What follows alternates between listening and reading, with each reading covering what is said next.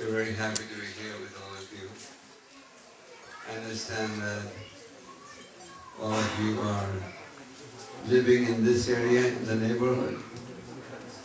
Is that right? No?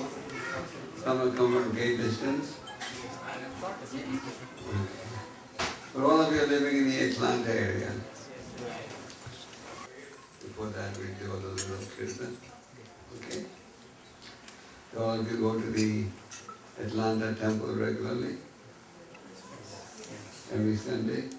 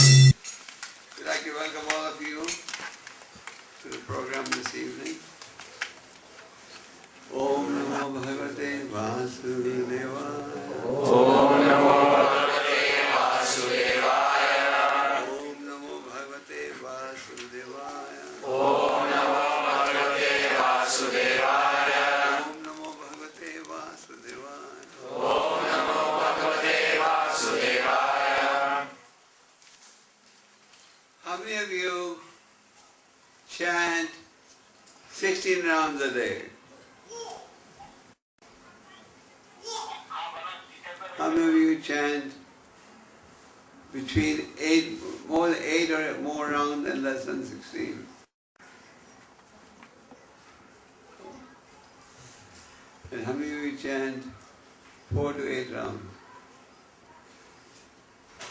And how many of you chant 1 to 4 rounds? And how many of you don't chant a beat, but just with your lips chant Hare Krishna whenever you're in a good mood?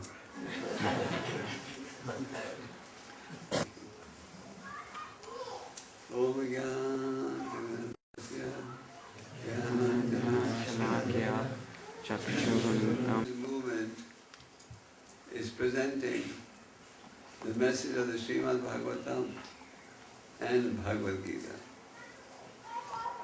Srimad Bhagavatam is the ripened fruit of Vedic knowledge, and Bhagavad Gita contains the essence of devotional service. The conclusion of both these scriptures is that one should engage in Bhakti Yoga. Bhakti Yoga is the science of devotional service.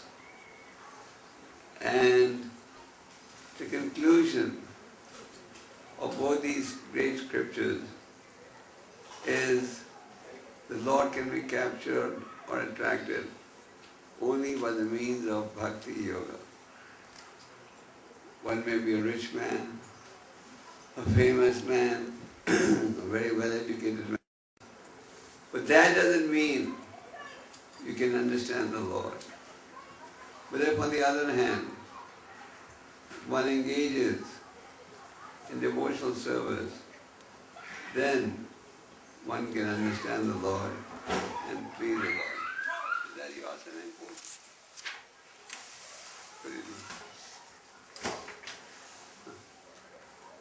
That's your neighbors? No, it's the children from here playing outside. Oh, okay. Okay. So, Bhakti Yoga in essence is a process by which you engage the body, mind and senses in service of the Lord. So there's a very nice verse in the Srimad Bhagavatam that explains how we can perfect our lives, how we can achieve the life. Of course, in the Bhagavatam there are 18,000 verses. How many? 18,000. Divided into 12 cantos that highlight the importance of devotional service. So we have just selected one of them, and this is text 14 from the second chapter of the first canto. You can try repeating the Sanskrit after me. Tasmat ekena manasa Bhagavan Sadvatam Pati Shrotavya Kirtidavya Cha Deya Puja Cha Nityada. Has anyone heard about this sloka before? Only one? Two? That's all? 3, 4? Okay, you can try repeating the same thing again. Tasmadekena manasa Bhagavan Sadvatam Pati Shrotavya Ketadavyascha Deya Pujasya Nityada Tasmadekena manasa Bhagavan Sadvatam Pati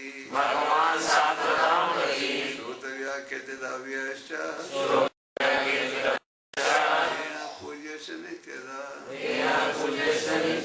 Tasmadekena manasa Bhagavan Sadvatam Pati Shrotavya Ketadavyascha Deya Pujasya Nityada. Give attention, one should constantly hear about, glorify, remember and worship the personality of Godhead, who is the protector of the devotee. You want to repeat after me?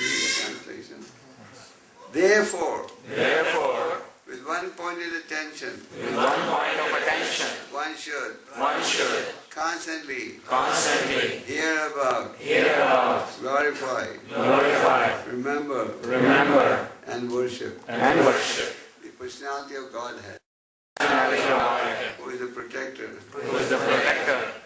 of the devotee. So this verse has been spoken by Sutta Goswami. How many of you are familiar with the Srimad Bhagavatam? So the Srimad Bhagavatam is also called the ripened fruit of Vedic knowledge. And it was spoken by Vyasadeva. Does anyone know who Vyasadeva is? You don't know? How many of you do not know who Vyasadeva is?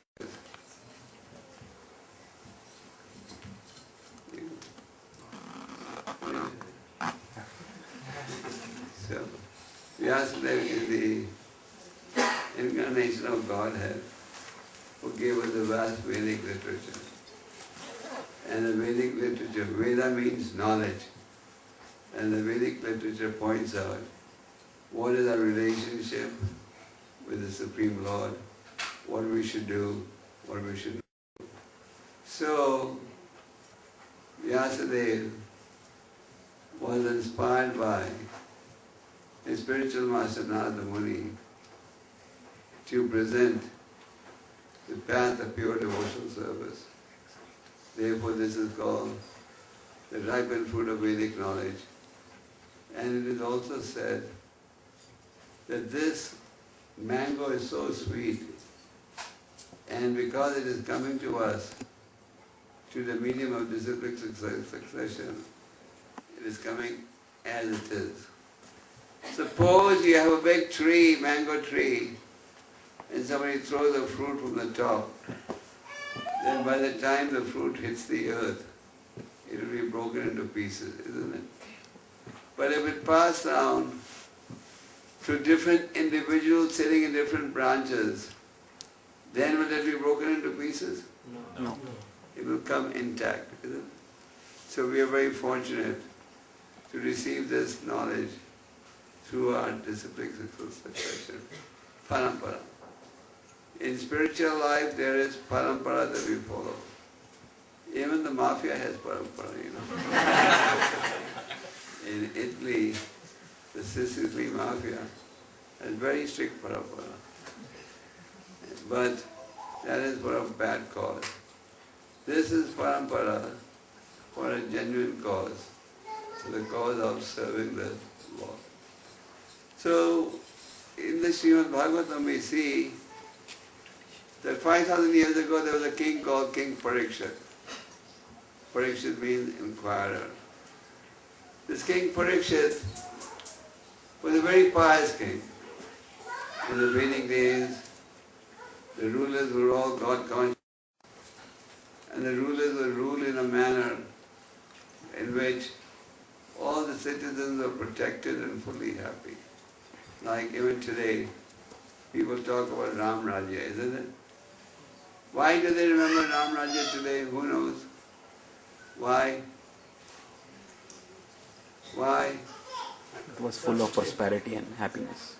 Because everyone was so happy. No tension. And no sleeping pills. Everyone was fully happy and protected. Lord Ram was dealing with the citizens like a father would deal with his children. And he was just concerned about the welfare of these citizens. So King Parikshit also, can someone keep the kids a little bit away? So King Parikshit was also a God-conscious king. And one day he was in the forest where he felt thirst. So he was looking for water. And there he saw a hut from a distance. From a distance he saw a hut in which he saw some light. So he went over there with the expectation that he'll find water. And when he went inside, he saw a sage sitting there in deep meditation. That sage did not even look towards the king. King Parikshit was a Raj Rishi. Raj Rishi means a king plus a Rishi. What does Rishi mean? Saintly person. Saintly personality. So they have a king who is also saintly personality is something very rare, isn't it? It's not something very common. But the sage did not even look towards the king. As a result, the king felt offended. Even though he was a great devotee of the Lord, he still had Kshatriya blood in him. And the king left the hut in anger. And as he was proceeding, he saw a dead snake on the ground. When he saw the dead snake, he was in an angry mood. He was thirsty, and the sage did not even look towards him. He took the dead snake and placed it on the neck of the sage. And he proceeded to proceed towards the forest. The sage's son was a boy called Shringi. Shringi was a Brahmin. Brahmins had great power those days. A Brahmana could curse someone to die, and the person would die. Do the Brahmanas have that strength today? Today, if you want to kill someone, you have to chant, use an A47. But those are the Brahmanas. If they wanted to, of course they would never misuse their power. They could even chant mantras. So Shringi was playing. He saw the king coming out of his father's hut. So he, out of curiosity, went to ask his father, what did the king say? What did he talk with him? But then he saw there was a dead snake round the neck of the father. So he knew this must have been done by the king, because nobody except the king ever went to meet my father. Nobody went to the hut. So he ran behind the king, who was marching ahead, and he said, did you have the guts to put the dead snake on my father's neck as like a garland? The king said, yes. He said, you Kshatriyas have this power? I curse you that you die. When? 7 days. 7 days, not 10, 7 days. At the end of the snake, 7-day period. Now, when we get information, the doctor says, you only have a few more days left to live. Don't we get panicky? Yeah. Huh? Yes, ma'am. And the doctor says, oh, Mr. So-and-so, you're sick, you're not going to live more than 1 week, 2 weeks, 3 weeks, we get very panicky. But Parikshit Maharaj did not get panicky at all. He was cursed by the Brahmin to die in 7 days. If he wanted to counteract that curse, after all, when he was in the womb of his mother, Aswathama had released a very deadly weapon called the Brahmastra. The Brahmastra is such a sophisticated weapon that suppose you have an audience of 100,000 people sitting and your target is fourth man from the left. That's exactly what it will strike. Not like today's bombs, you throw in place A and they end up in place B, killing innocent people. So the Brahmastra would hit the target. And he was saved because his mother Uttara, he was in his mother's womb from the Brahmastra by the Lord who expanded himself and protected him. And Parikshit Maharaj got such great pleasure in seeing the form of the Lord in the mother's womb, when he was in the mother's womb. The form of the Lord was so beautiful that everyone he ever saw, he would try and compare. Is this the same form of the Lord that I saw in my mother's womb? Therefore his name is Parikshit. Parikshit means examiner. So Parikshit Maharaj was protected by the Lord when he was in the womb of his mother. So if he wanted, he could have easily prayed to the Lord, please, please, please protect me, isn't it? Well, he took the curse as an opportunity to retire from worldly affairs so that he could exclusively concentrate on his devotion to the Lord. So Parikshit Maharaj, how did he prepare for his departure? How did he prepare for his departure? He invited all the great sages who were present. And because he was king, everyone obliged. So all the sages came. And Parikshit Maharaj asked a question. One who is about to die, what is his duty? Is that a valid question? Or do you think it's a theoretical question? Huh? For one who is about to die, what is his duty? Is everyone in this assembly going to die? Yes. Sure? Yes. Or do you have some secret arrangements with the Yamaraj? Everyone's going to die. Do we know when exactly we're going to die? No. Could it happen at any time? Yes. Or it will only happen with sufficient notice? Parikshit Maharaj at least has 7 days notice.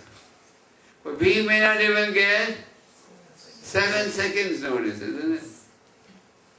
That may just come to any one of us. So therefore the sages say, we should always be prepared for that. So Parikshit Maharaj inquires this from the sages, what should one do who is about to die? So there were different sages and they all gave different replies. But Shukadeva Goswami, the son of Vyasadeva, told that you should hear the glories of Krishna, think about Krishna, engage in service to Krishna. That is the perfection of human life. So that's exactly what King Parikshit did. He sat down and heard the Bhagavatam. As the Bhagavatam was being recited to the king, there were thousands of sages who were also hearing the Bhagavatam. And one of the sages present was a sage called Suta Goswami. Suta Goswami was a very learned personality. He was a Shruti Dhara. You know what's the meaning of Shruti Dhara? One who can memorize something just by hearing once. So Suta Goswami memorized the Srimad Bhagavatam, 18,000 verses, just by hearing once. Our memories are so poor, we have to write down everything. Isn't it? Appointments, what time, birthday, when, everything needs to be written. Because you've got memory so short, you can't even remember what you may have done 24 hours ago. So, at that time in Namashranya, have you heard of Namashranya? Yes. Where is it? Madhya Pradesh. Near Iceland. Where is Namashranya? Madhya Pradesh, Huh? Central India. Madhya Pradesh. Near Lucknow. It's a place where, since time immemorial, great sages would sit down and have spiritual discourses. So the sages were having a spiritual discourse. And what were they discussing? How will people in Kali Yuga be saved? This is the nature of a spiritualist discussion. And Suta Goswami was selected by them to be their guide. And he repeated the same 18,000 verses that he heard Shukadeva Goswami speaking to Parikshit Maharaj. So therefore we see the Bhagavatam, sometimes Sri Shuta Vachar, sometimes Sri Shuta Vachar. So Shuta Goswami here is giving us advice, and before we discuss what he is telling us, making one point, the Lord is the protector of the Devotees. What does Krishna tell Arjuna? You declare to the whole world that my devotee will never. That doesn't mean a devotee will have no difficulty. If he told everyone, become a Hare Krishna devotee, you won't have any sickness, no old age, no disease, then people will come more easily. But there will be some difficulties, but devotional service gives you the intelligence how to face those difficulties. So the Lord is a protector of His devotees. We see in history so many stalwart devotees of the Lord had to go through so many difficulties. Have you heard of Prahlad Maharaj? Yes. He had to go through so many difficulties. Haridas Thakur, he was attached to chanting the holy name. And he was born in a Muslim family, but he embraced the chanting of the holy name. And he was dragged through 22 marketplaces, but he still did not stop the chanting of the Hare Krishna Mahamantra. So Shuta Goswami is advising us to do 4 things. And if we do these 4 things, the Lord will be pleased. Aren't we all trying to please someone or the other? Yes, Maharaj. Huh? You do a job or business. Job. Do you try to frankly please your boss? Sometimes, not always. No. You may not succeed always, but you're trying always. No, I don't try.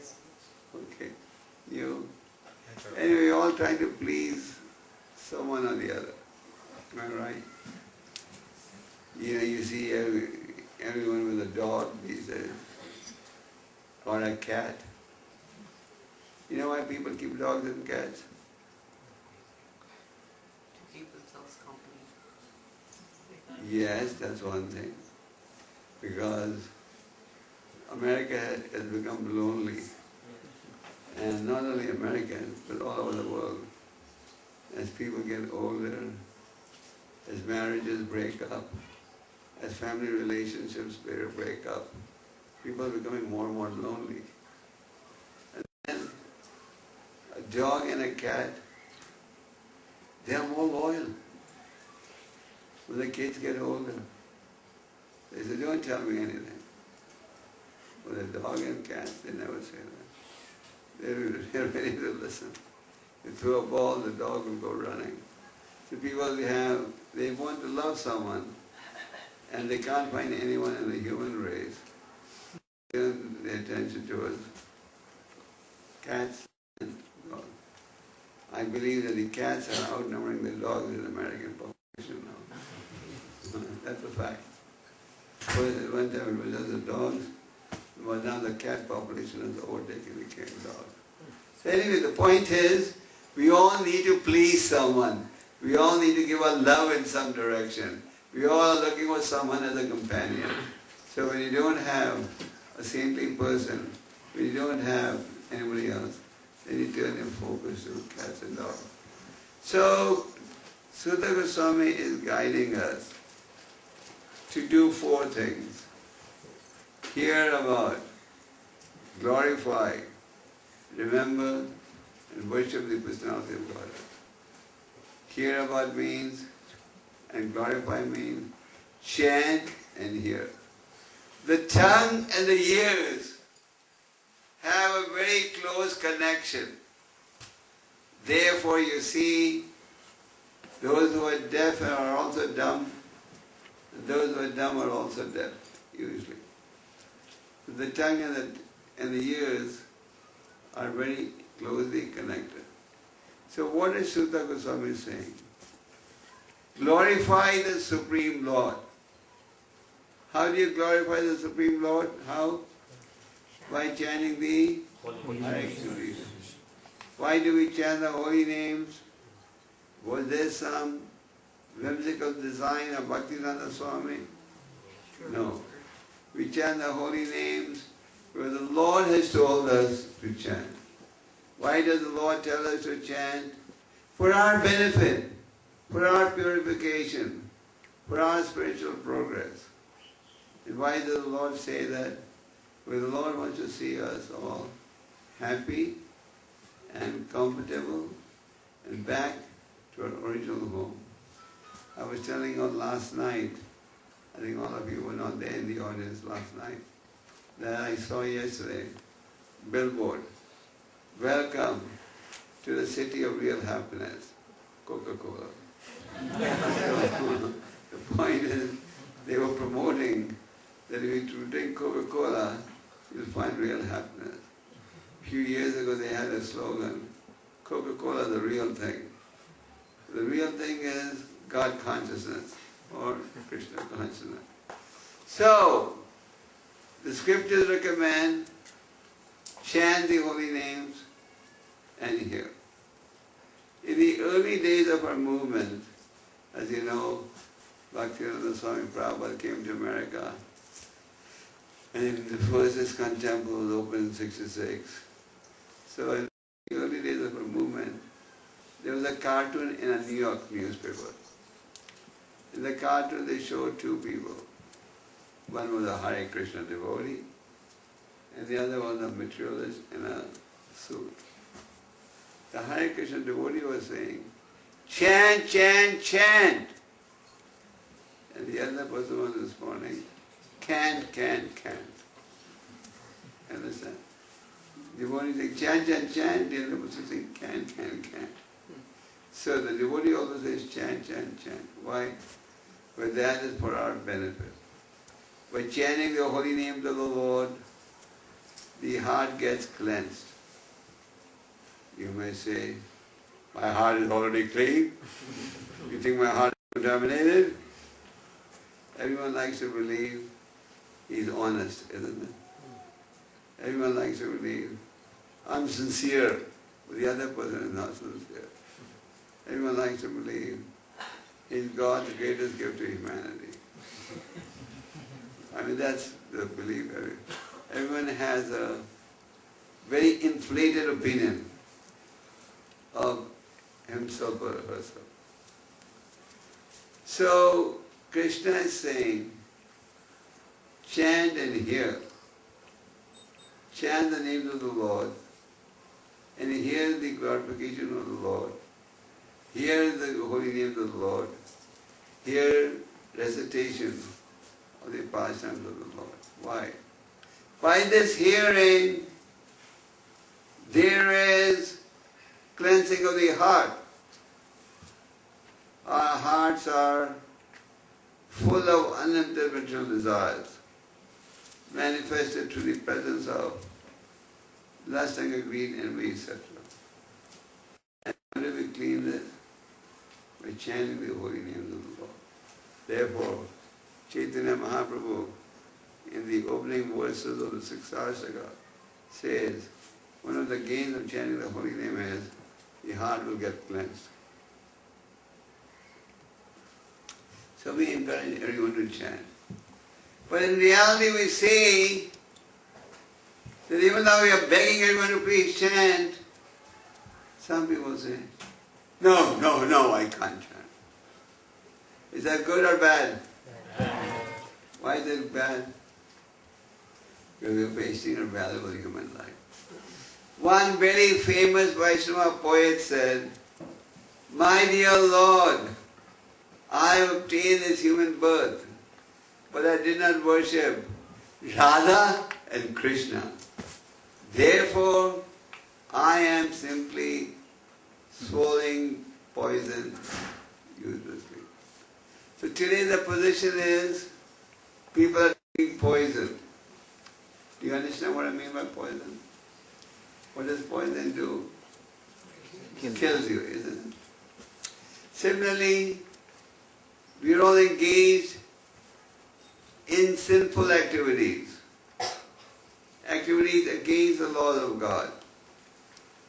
And when you engage in sinful activities, you will also have to face the repercussions. In the 5th canto of the Srimad Bhagavatam, there is an explanation of the hellish planets, where it explains how for different types of sins, there is different types of punishment.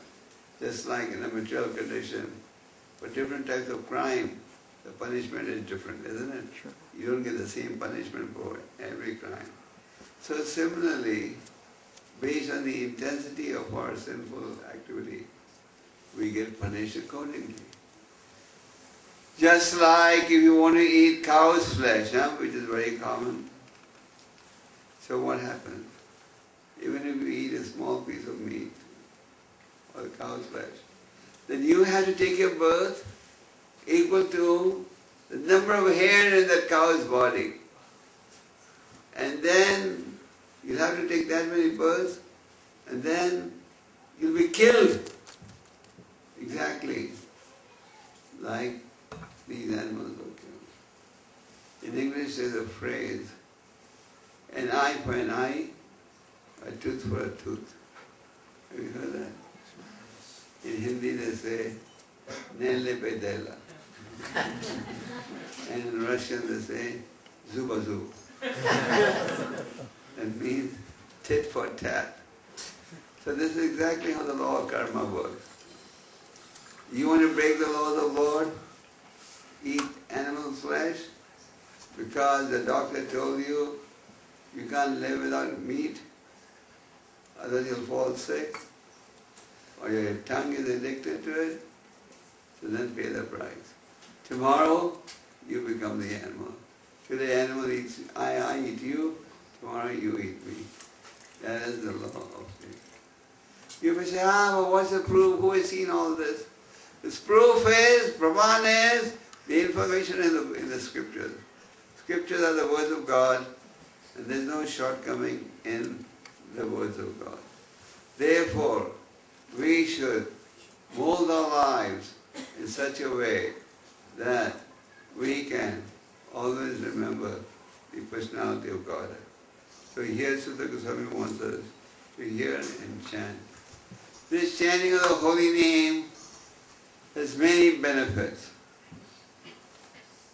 How many of you feel your minds are completely peaceful?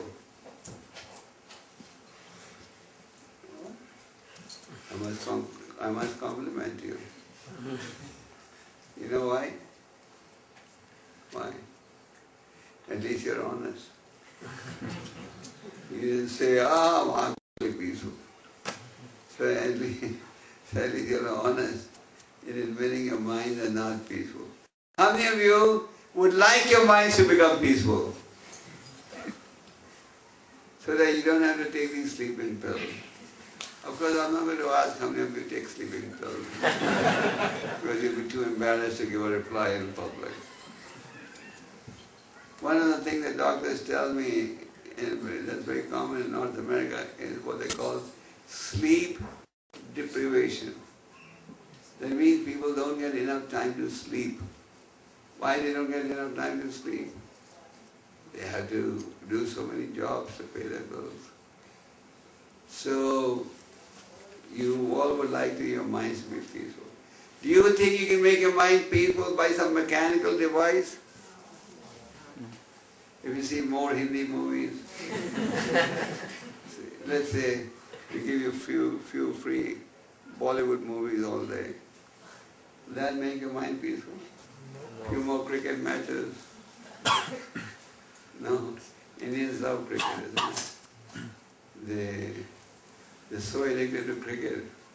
I tell them, you may become a grass in your next life. So that people will be playing cricket in your head. So because wherever your mind is at the moment of death, that is the type of body you get. The laws of nature are very strict.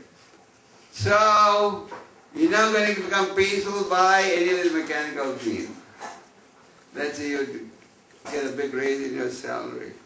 That's not going to peaceful either. Then what's going to make you peaceful? What? Chanting the name of the Lord. So we are begging you, please chant the name of the Lord.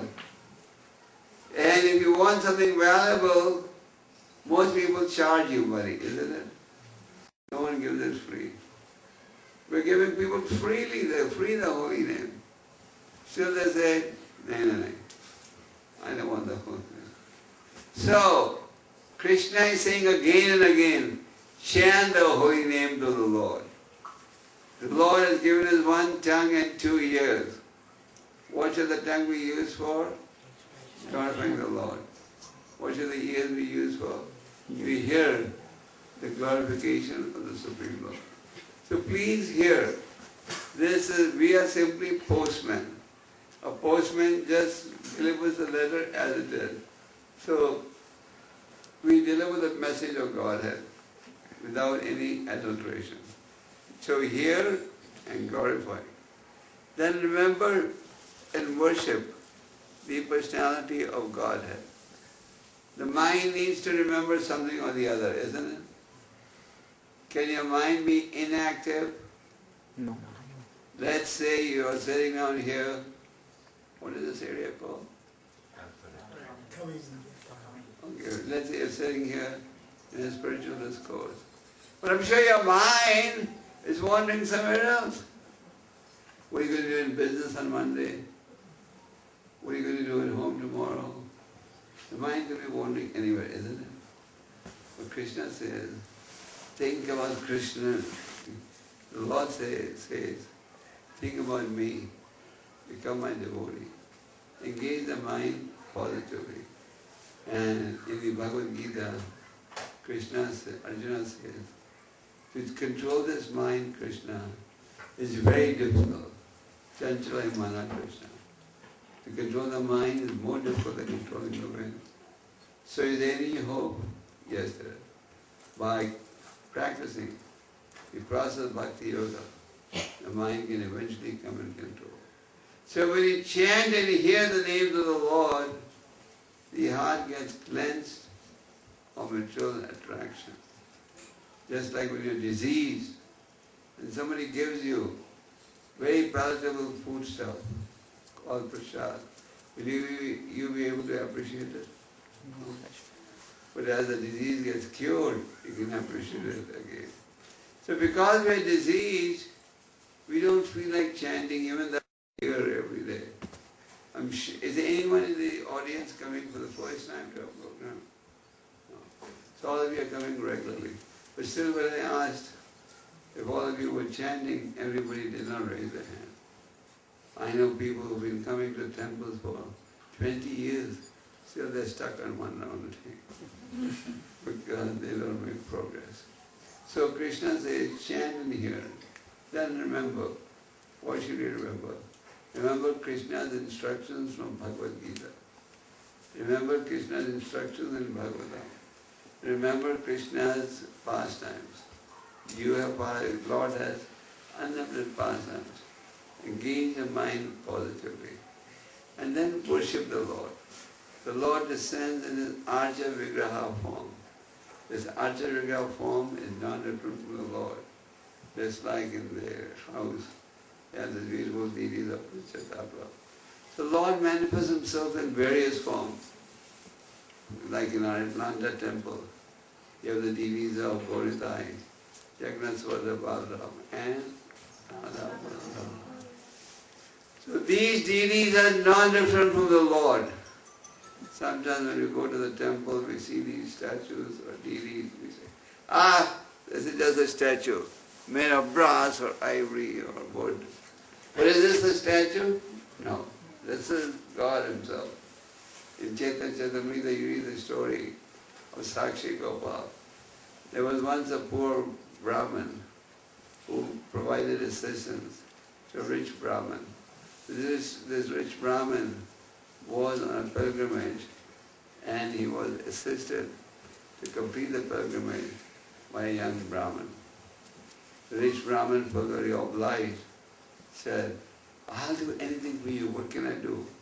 The poor Brahmin said, I did my duty as a Brahmin, I don't want anything from you.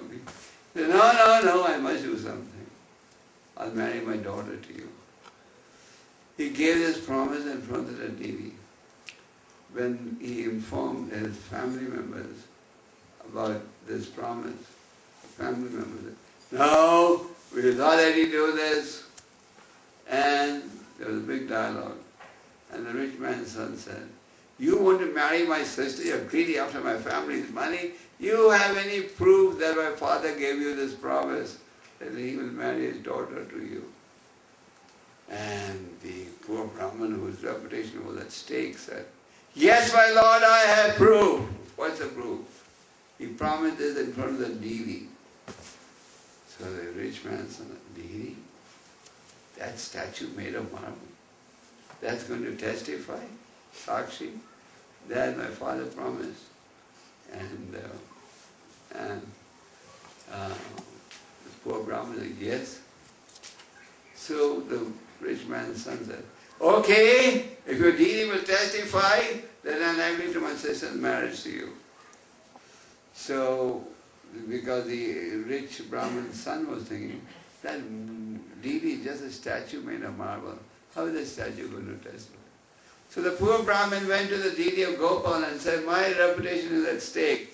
Please testify that this rich Brahmin promised his daughter in marriage. So the deity said, but I cannot walk. The deity was in Vrindavan and he had to testify.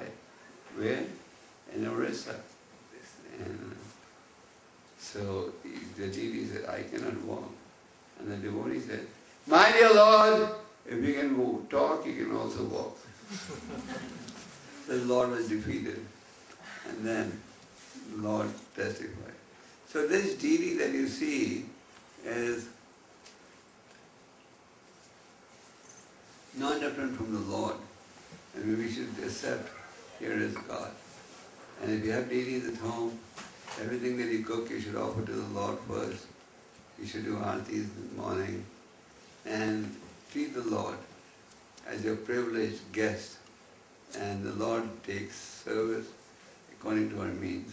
Krishna says, Patram, Puspam, Phalam. Offer me with love and devotion even a leaf and I will accept it. So we humbly want to request all of you to please engage in service to the Lord. Time and tide wait for no one. You've heard that in English. So engage in devotional service. And how do you engage in service? By chanting the holy name of Krishna. Chant the holy name of Krishna. Hear Bhagavatam, read Bhagavatam. Take advantage of sadhu sangha. Spiritual association is very important. So come to the bhakti rickshaws, come to the temple, take part in these spiritual discourses, and constantly inquire. For one who is about to die, what should he do? And that is, hear about Krishna. So constantly inquire, how can I make spiritual advancement? Making spiritual advancement doesn't mean you have to give up your family or business. Krishna says, like a lotus leaf is in flower, but not touched by a lotus leaf is in water, but not touched by the water. So if you chant Hare Krishna, hear the glories of Krishna, read Gita, Bhagavatam, then even though you're in the material world, you will not be affected by the ills of material life. So that's our humble request. Please chant, associate with devotees, at least read Bhagavad Gita. Whatever you eat, offer it to the Lord. Krishna says in Bhagavad Gita, those who eat that offering to me are eating only sin. So how many of you like eating sin? Come on. How many of you like eating Krishna Prasad? But you prepare Krishna Prasad, there are some guidelines. One, what you can eat. Patram Puspam Phalam Toya. We can't offer meat, fish or eggs, onion, garlic to the Lord. Then offer it to the Lord by chanting mantras. Mantras glorifying the Supreme Lord. And the Guru mantra is Lord Chaitanya mantra.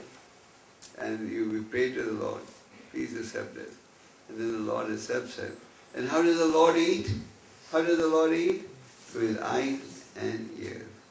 He sees the prasad, hears the prayers offered by the devotee, and eats it, and we eat the remnant.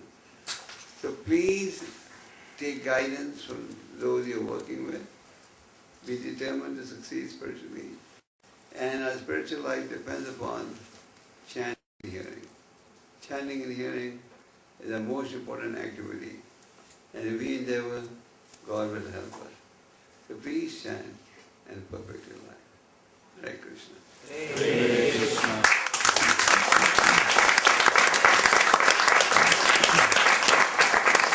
So, I didn't want to give a very long question, it was 15 minutes. So, are there any questions? Especially from our Bhakti Vriksha devotees or anyone can ask. Any questions? And we should be one-pointed in our endeavor. Not that, yes, I'm chanting, hearing, but I also want mature life, this life, that life. We should exclusively, but this one-pointed attention doesn't mean you can't do a job or business or have a family, but the focus of the entire family should also be self-realization. Passion, and they kill innocent animals. Your question is how to develop compassion? By chanting.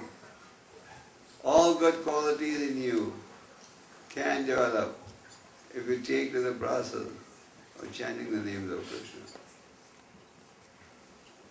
And devotees are so compassionate, they don't want to kill even an ant.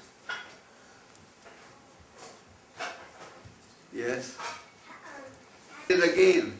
The devotees who chant the holy names of the Lord 22 hours a day. Why do they chant? Because they're feeling Krishna's presence. Otherwise, how would they chant, isn't it? Of course, Krishna says, I'm the taste of water. But you feel Krishna's presence. That's why we chant.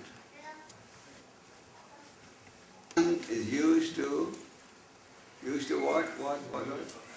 Prajalpa, mundane talk.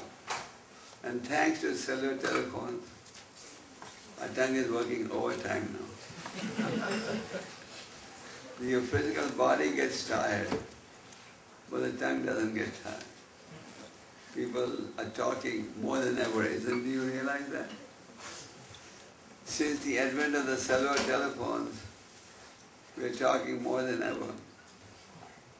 People are so attached to their phones, many of them sleep with their telephones. The first thing they do when they get up in the morning is by saying, who called me the previous night before? So, we should use the tongue to vibrate the glories of the Lord. And this chanting, at least you know one thing, this chanting is bona fide, genuine, isn't it? It's not concoction. There's so many Mahatmas who give their own philosophy. The Prabhupada gave us what Krishna said. Okay? Chant the holy names. And when you're chanting, just concentrate on the chanting. It's not that you're chanting and doing many other jobs at the same time. Just like when you're eating prasad, do you like somebody interrupting you every minute? You want to eat with concentration. Many devotees say eating prasad is samadhi. Because they like Krishna prasad so much. So that's good, at least you're attached to prasad. Maharaj had to go through so many difficulties. Krishna protected him. So it's not that there won't be any difficulties in the material world, but Krishna protects the devotees. Maharaj Thakur, so many other devotees, endless list. Thank you. Yes, morning. But the point is, even if you can't finish in the morning, don't worry. Chant and try to complete it before you sleep. You give yourself special concession. You chant every day? I do, but not 16. How many? Between 4 and 8. I wasn't that way.